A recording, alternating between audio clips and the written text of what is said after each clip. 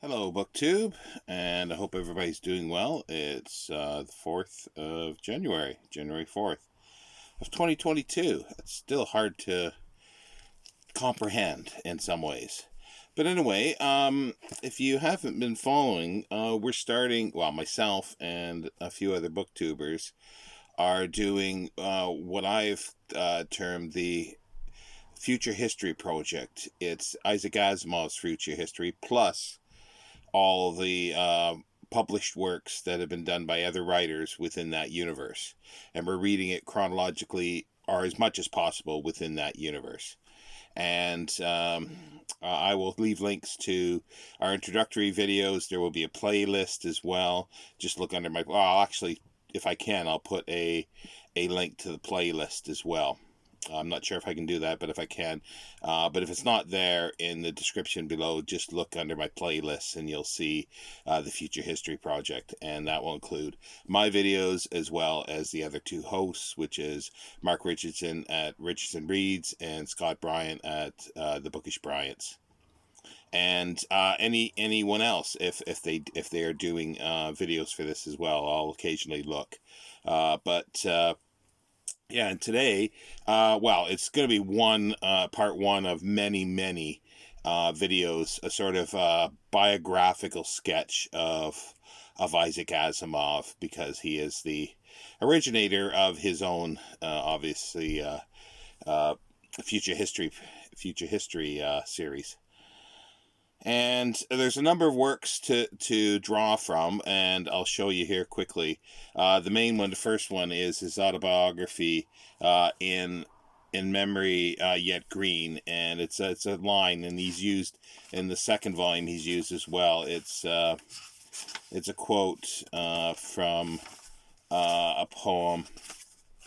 Let me try to find it here. Yeah, in memory yet green, in joy still felt. So In Memory Yet Green is the first volume, and the second volume is In Joy Still Felt, and it's a poem by Anonymous of some sort. Yeah, I wasn't familiar with it until I ever heard of this book many years ago. This is a reread, but it's been 30 plus years since I've read it, sometime in the 80s. And I'm not going to go too far with him, just basically through the 30s. And also, too, I'll be supplementing it with this here is an unauthorized life of Isaac Asimov. I'll get back to the first volume there of his autobiography in a moment. This was published by Millennium, an Orion book, British, 1994, written by Michael White.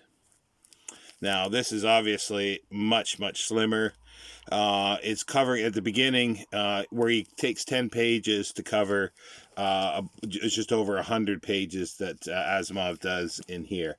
So he embellishes and he extends a lot of material in here. But that's in like a 10 pages. Like I suspect it'll become more relevant and maybe some other things as we get later on, where there's more documentation and his writing sort of from the 40s onward, I suspect. This was published by, I think it's Doubleday. Remember right? Yeah, Doubleday and Company in 1979. And it covers the years 1920 to 1954. And the second volume covers 1954 to 1978, and it's In Joy Still Felt. And this was published in 1980, I think it was. Or was it 81? 1980. And let me set that down on the floor. And then there's sort of a third volume called I, Asimov. But he does recover some of the ground. I haven't retouched it, or I haven't. Well, I've read it in the past, but I know it covers some of the same material. But I didn't quite get to this one this time. So if there's anything when I do read this, and if there's anything that's new in there, I'll pop it in the next video. And then it covers up to sort of into the 80s, well into the 80s. This was published almost posthumously. It was in the press, I think. Yeah, it was published posthumously. He died in 1992, so this was published in 1994 by Doubleday, and then later, Janet Asimov, his wife, sort of put together this one called "It's Been a Good Life." And it again covers a little bit about his birth, Russia, and stuff, and then other items right up until his death, and maybe even some sort of after effect and some other things. But even so, there are other things that are autobiographical that I have. There's yours, Isaac Asimov, of Life and Letters, that will probably be dipped into occasionally. But the two other big ones, which I couldn't find one of them, but the main one here, this was done earlier, it's Before the Golden Age. It's a science fiction anthology of the 1930s collected with autobiographical introductions by Isaac Asimov. And he covers the 1930s in this one, same period that he covers in the first section of In Memory Yet Green, but with more emphasis on,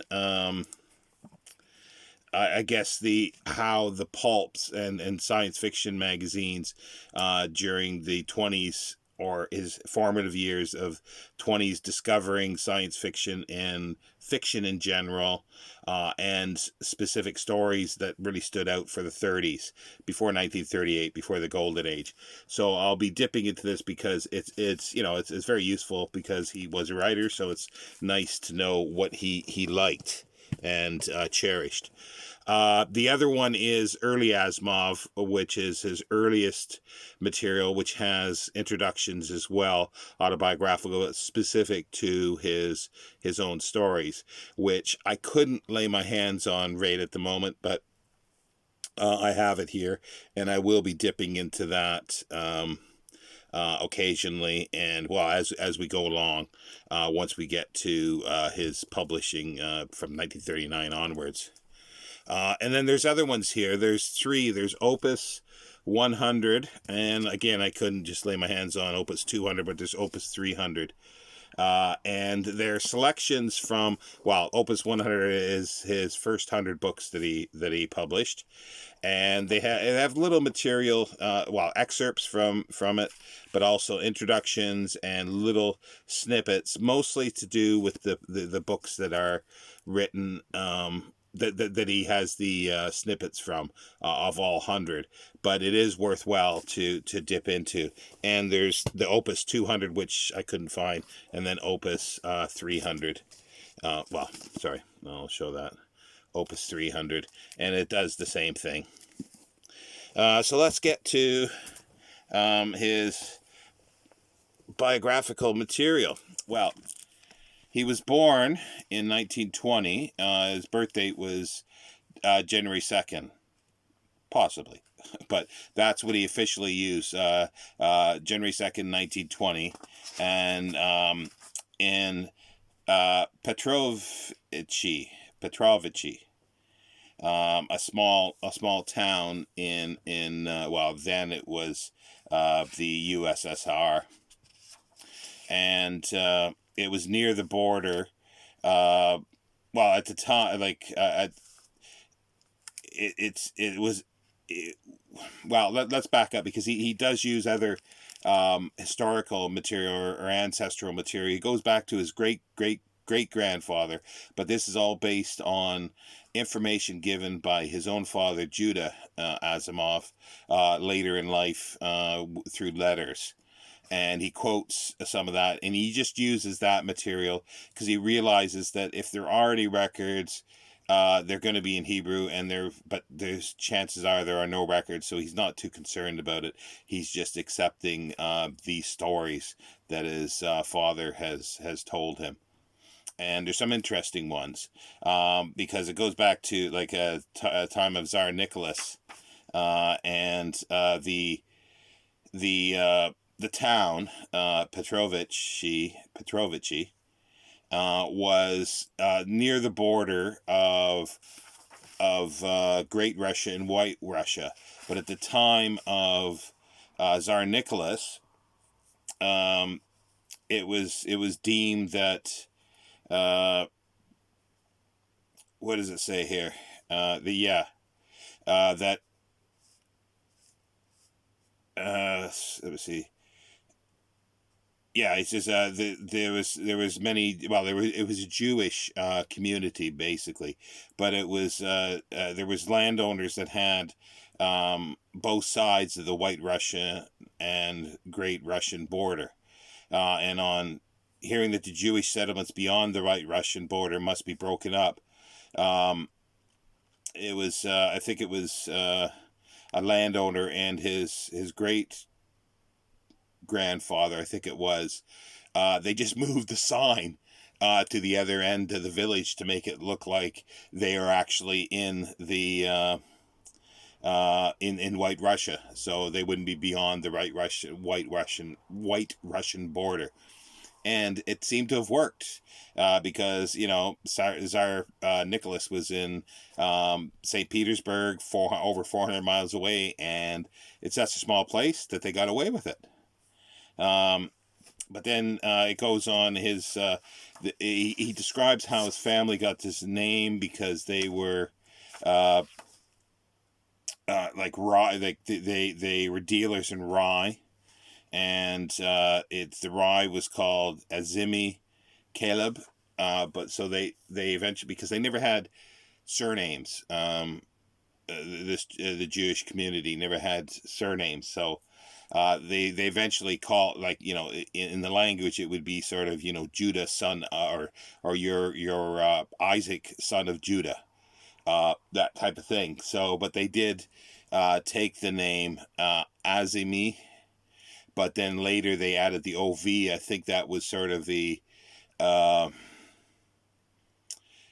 equivalent in Russian of the OV of son of, or son. So Asimov, it got finally translated into English. I think it should have been a Z, but it was translated when they came to the U.S. as an S. So that's how Asimov has kept it. But yeah, and he, like I say, but when I say it was roughly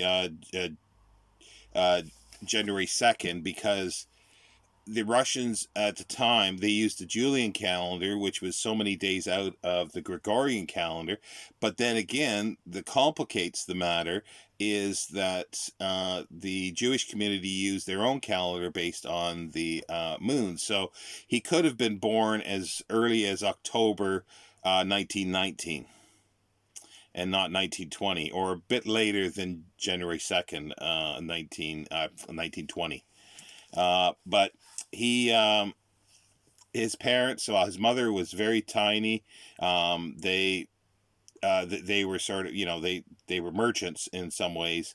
And her family had a shop, and but Isaac Asimov's father, Judah's mother, so his grandmother on his father's side, didn't like Anna because she was tiny. She was only 4'9" or 4'11", something like that. She was very tiny, and they didn't think she would be a good wife or bear good children.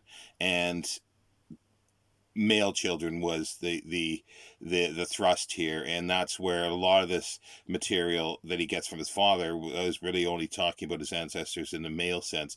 There's not much details about females, and Asimov mentions that, and he says it's too bad, but it was just part of the culture at the time. So it was female children were not considered that highly. But Anna was very, she had a lot of spirit, and she married. She was 1 year older than Isaac Asimov's father, Judah. They married, and it was a difficult birth for Isaac Asimov, but she survived. He survived. Not always happened, because a lot of times the first birth, children died. And his grandmother on his mother's side, Anna's mother, when it was a little while later, there was a bit of an epidemic of pneumonia in the village, and Isaac Asimov, I think about 17 or 18, was the only one. Isaac was the only one that survived, and his mother disregarded the information or suggestions from the doctor and sort of kept him close to her skin underneath her clothes. That's where she says how he survived. But he did survive, but it sort of broke any relationship with her own mother, because her mother told her, he's just, it's just a baby. You can have another one. Don't be distraught about it. He'll die. It's going to happen. And she just wouldn't accept that. But yeah, they continued on, and then a sister, Mayana, was born, in about late 19, I think 21 or 2022, 1922, Mayana was born, but she changed her name to Marcia, and that's how Asimov says he'll refer to her throughout the anytime he refers to her, it will be Marcia. And but they got a letter from Asimov's mother's half brother in New York, because he had heard the problems in Russia and was concerned about his family, because, as you know, the revolution happened, and it was a weird fate that Asimov's father, Isaac Asimov's father, Judah, was ill at the time, and he was delirious and in fever, and he went to sleep under the Russian country, and then he woke up, and the revolution had happened. So it was a bit of a shock to him to find out.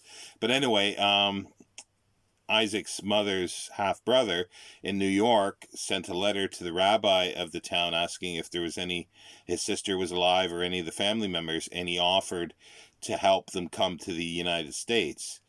So this was in 1922.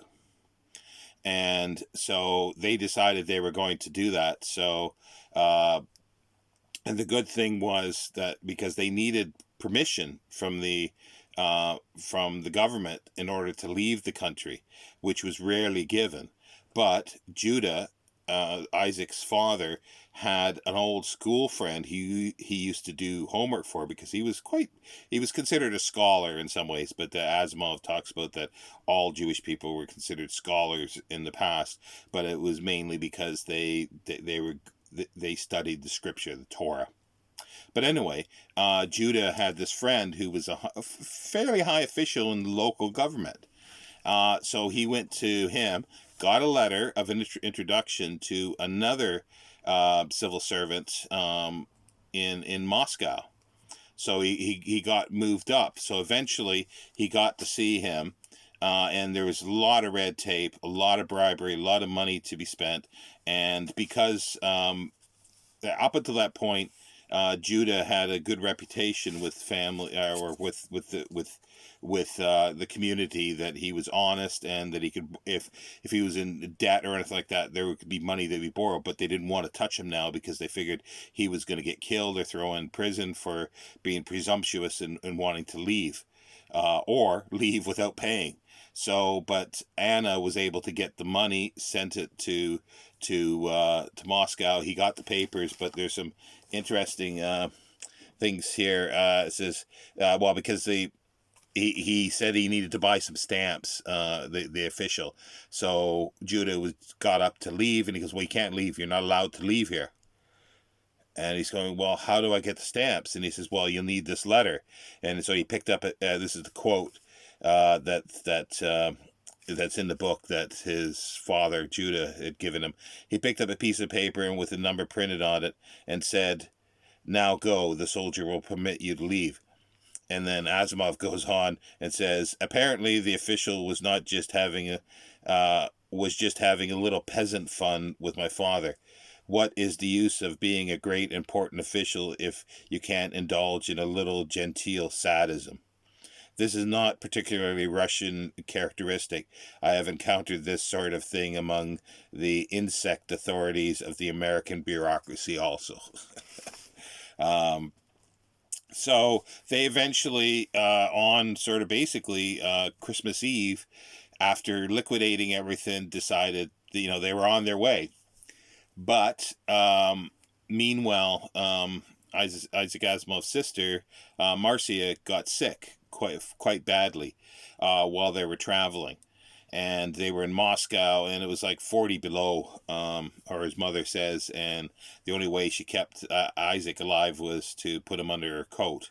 But eventually she got better, so they got their visas and everything that's needed, and they got eventually to New York, to Ellis Island. And Isaac Asimov doesn't really remember, he says, much about this time. He does remember being in Russia. Like, at the time, he had a memory of a book that he would look at, and he kept looking at it. He remembers looking at a book and being fascinated by it. And then all of a sudden the book disappeared, and he asked his mother at some point what happened to that book, and she says, well, every time you turned the page, you tore the page out, so you destroyed the book. That's where it disappeared. But yeah, so but while they were separated at Ellis Island, women and females and men, Isaac got measles while he was there, so he was quite bad off by the time they were released. But Judah was smart enough to say the right things for the officials at Ellis Island, because he says that he'll take any honest work, and regardless of how hard it is, to support his family. And that was the answer they wanted, so they got in. But 1922 was probably the last year they could have. If they waited another year, they may have been turned back, because the immigration, it was sort of more or less an open policy at the time, and then from 1923 on, sort of, it was restricted, or there was restrictions on it. So they went to live, first of all, with Anna, Isaac's mother's half brother, and then finally Judah got a job, various working in factories. He was a knitter at a sewing factory, and then he tried sales, door-to-door sales, but he didn't know English very well at all, and he wasn't good at that. So by 1926, I think it was, or 1926. He decided he had money enough, and they bought a candy store. It's not just simply candies, but they opened a candy store. It had other items, cigarettes, magazines, and things like that. And by this time, Asimov was obviously coming on to 6 years old. But prior to that, he was put into school, and he was put into kindergarten. But before he even got there, he could read.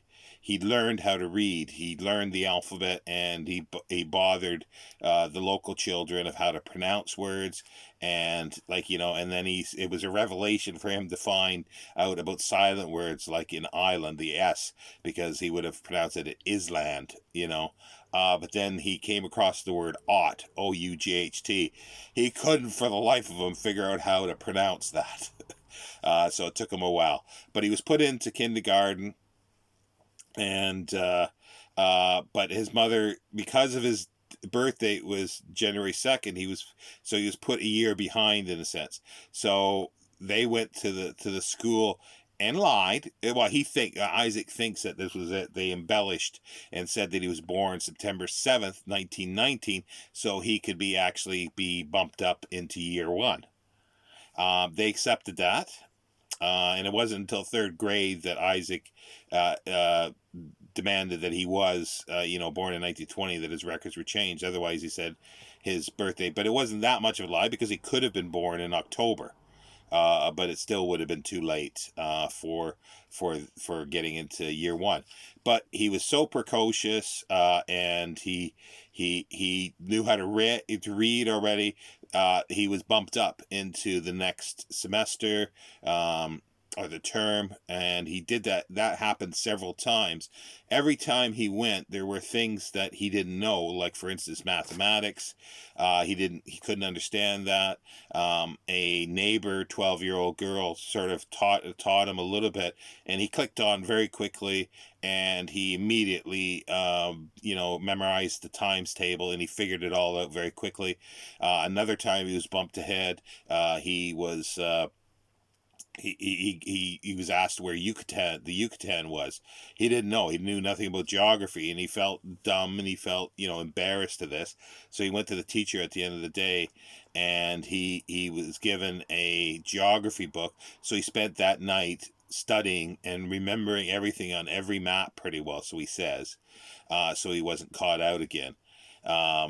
And during this time, like his father, as I say, had the store, and they had magazines, and Isaac wanted to read these, but his father refused to allow him to read this trash.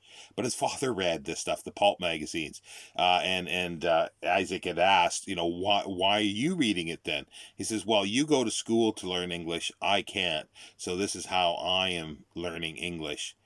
So Isaac sort of accepted it and never read this, but at the age of 7, I think it was, or just before he was 7, they took him to the library to get a library card, and he was allowed 2 books. So he was allowed a fiction book and a nonfiction book. So he got books about the Greek myths and ancient history, and he loved that. He read all 19th century stuff, Dickens, all sorts of English literature, mostly 19th century English literature. And he also, one of his favorites was the Odyssey, the Iliad and the Odyssey, and he took that over and over again and reread it over and over and over again. But he was still interested in the magazines, which he was forbidden. But in 1928, his father decided to get rid of that shop and move to a better area of Brooklyn. I forgot to say they were in Brooklyn, New York, and a better shop. And at this time, though, Asimov was getting perfect marks at school, like A's all the way, except he would get a fail in deportment. First of all, his parents didn't know. They didn't know what deportment was. Well, it was because he was disruptive. He got bored in the class, so he started talking and making noise when they weren't allowed to talk. So he always got a fail mark in deportment. But they sort of accepted that. But again, when the teachers, he sort of puts it facetiously that when the teachers got tired of him, they bumped him up to the next term to get rid of him. But in 1928 they moved, so he moved school, and he eventually got his father to get him to relent and allow him to read a few science fiction magazines. He wouldn't allow him to read, first of all, the amazing stories that started. He didn't really see that, he says, until 1928 or so. But there was another Gernsback magazine, Air Wonder Stories, that was started by Gernsback after he was pushed out of amazing stories, and so he started up other magazines, and one of them was called like Science Wonder Stories, I think it was. So the word science was in it, so he talked his father into this, and because his mother was then pregnant with his brother, then his father was more concerned about that, so he relented and said, yes, you can read these magazines. So Isaac would read these magazines, and he wouldn't crease them. He would keep them in perfect condition so they could be resold. And he says this allowed him for all his life that he said he could read the New York Times and nobody would know he ever read it. And that was something that he kept with him for his whole life. And and his brother, his younger brother, that was the third and final child of the family, was eventually born. But at the time, like the shop had to be open from 6 a.m. to 1 a.m. So his mother worked in the shop too, as well as keeping care of the children. But as soon as Isaac Asimov came home, especially after his mother was pregnant, he had to work from 3 o'clock into the evening at the shop as well. So he never really had playtime with friends at all, like outside of school. And he also, at the time, I think he was 7 or so, he taught his sister, Marcia, how to read. And when she went to school, they got her into the first grade immediately, or second grade. No, I think it was the second grade, because she could read. And that was all due to Isaac's. And he says he forced her to read when she didn't want to, but by sounds of it, it probably worked out well for her. But yeah, so, and then his brother was born. He was named Stanley, but Isaac wanted him to be named Solomon.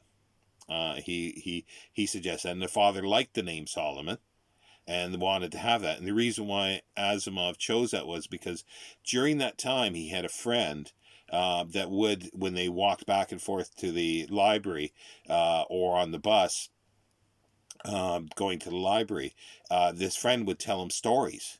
And it only lasted for a couple months, but he was enthralled by these stories, and he realized for the first time that somebody could actually make up stories, because the stuff that he read, he thought it was from, set in stone, that it was always there, and it was his first understanding that stories could be made up. But then his friend moved away, but he wanted his brother to be called that, but his mother decided on Stanley. And when she came back, she started working in the store again, so he became sort of caretaker of his little baby brother, and which he liked because it allowed him a lot more time to read. And then when he was 11 and a half, he was skipped again, and he went to junior high. So I think he was not even quite 12, he was about 11 and a half, or just under that, that he not graduated from junior high, but he was ready to go into grade 9, which would have been high school. So he rushed to the library to try to get an adult library card. And they didn't want to, but he showed them proof, so they gave him a library card, an adult library card. He could still only get 2 books out, one fiction and one nonfiction, but it allowed him to go into the adult books now. And he says during that time, the most favorite books that he had read was Agatha Christie and P.G. Wodehouse. And he continued to read voraciously, and he had this retentive memory as well. He could remember most of the stuff that he read. That's why a lot of times he read a lot of stuff, and he knew it before he was taught it in classes. That's where he found it a bit bored, but he still maintained high marks. And then he finished grade 9, so he graduated at 12 years old, junior high school, and there was sort of a bit of a celebration for this. But during this time, when he started reading the science fiction magazines, he started telling telling these stories to his friends, and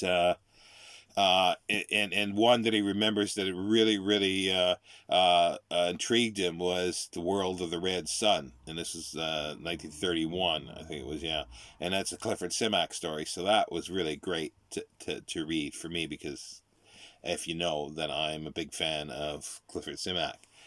So that's about where it ends pretty well.